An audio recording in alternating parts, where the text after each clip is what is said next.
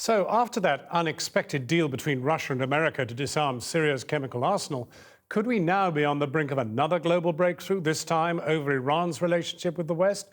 Joining us now, Azadeh Moaveni, the American-born child of Iranian exiles and a former Middle East correspondent for Time magazine. She's also the author of The Lipstick Jihadi, and from New York, the former Bush administration senior diplomat and the CEO of a lobby group United Against a Nuclear Iran, Mark Wallace.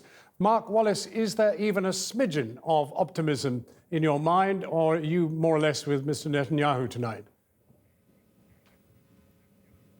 Well, I think it is a question of whether it's tone or substance. And I think if substance and concrete actions follow from the change of tone, I think we would all welcome that change in behavior.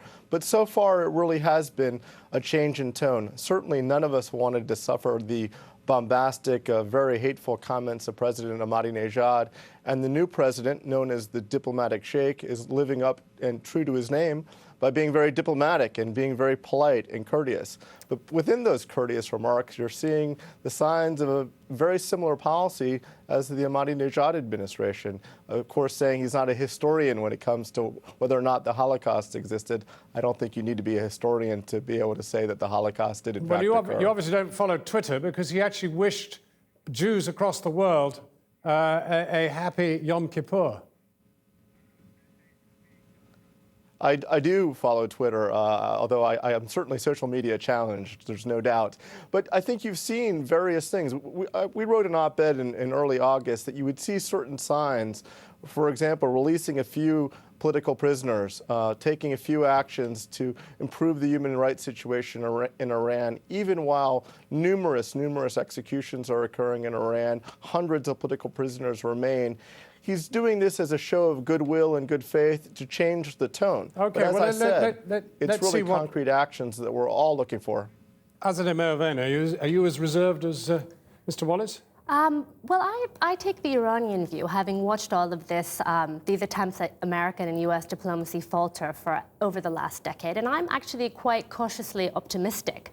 I think that with the release of 11 political prisoners last night, that is a very tangible and concrete sign of this president being committed to delivering on his campaign promises. I think we've seen the foreign minister deny the Holocaust on Twitter specifically.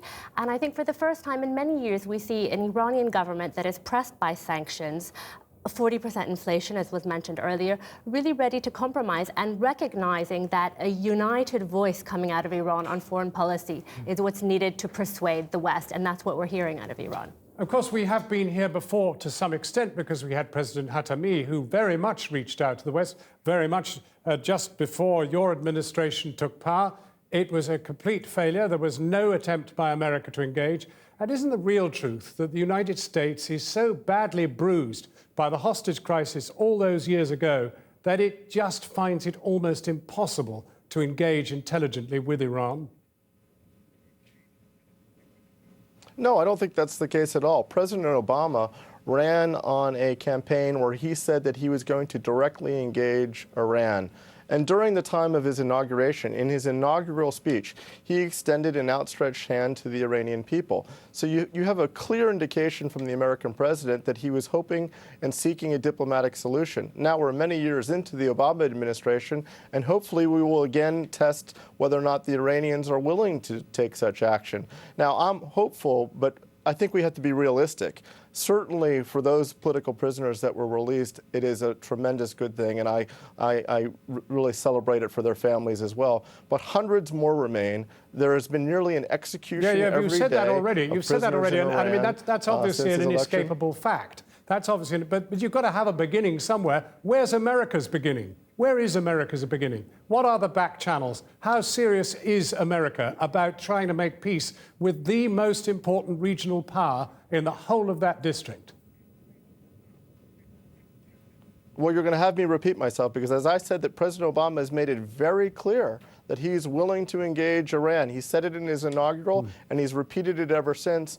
And to date, the Iranians have refused those interactions. I hope that will change. But even when that meeting takes place, the question will become, is Iran going to change its negotiating tactics and really be willing and be open to a deal? Let's ask Azadeh that very question. I mean, Mr. Rouhani is close to Ayatollah Khamenei. There's no question about that, even though he's a liberal.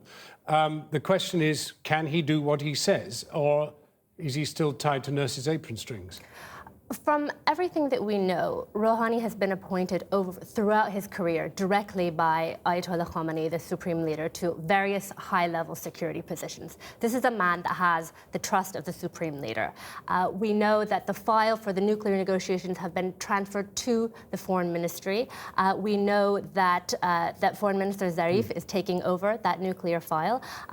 And I think it's quite clear with the recent comments by Khamenei a couple of days ago to commanders of the Revolutionary Guard, supporting the idea of flexibility in diplomacy. That is a message to Iran's hardliners that the supreme leader is going to back Rouhani in what he does. What about so he's going there with authority. What about the people of Iran? These are millions of them voted for Ahmadinejad, for example. How will they be feeling tonight? Will they be saying, hang on a minute, we weren't in favor of this, now we are? What's going on here? I think the people of Iran voted overwhelmingly in favor of moderate change and moderation and reconciliation with the West. They want an improved economy, and Rouhani has a popular mandate for what he is doing, what he will attempt to do in New York and with the West. So I think that that is a great strength in his favor. Azadeh Moaveni, and indeed Mr. Wallace too. Thank you both very much indeed. And let's go back now to Jonathan Rugman in Washington. Jonathan, what's everyone trying to get out of this? Well, I think the Americans don't want another war, John. We've seen with the negotiations with Russia over Syria, they don't have the mandate for another war. They're also trying to enjoy an economic revival here, the Dow Jones index hitting a record high within the last 24 hours. Do they really want another war in the Middle East, this time on Israel's behalf? As for the Iranians, well, they want sanctions to end. They had economic mismanagement during the Ahmadinejad years, which made the economic situation even worse. And they want to be reintegrated back into the global community. I think the risk is that the Americans ask too much of the Iranians and the Iranians give too little, that the Americans want more inspections, more openness, and that Iranian concerns about their sovereignty and their right to a nuclear program will get in the way. And the bottom line is, I think that the Americans will have to accept Iran's right to enrich uranium. And though they say they accept that for peaceful purposes, whether they really will carry through with that and take the Israelis with them is another question. Jonathan Rugman in Washington.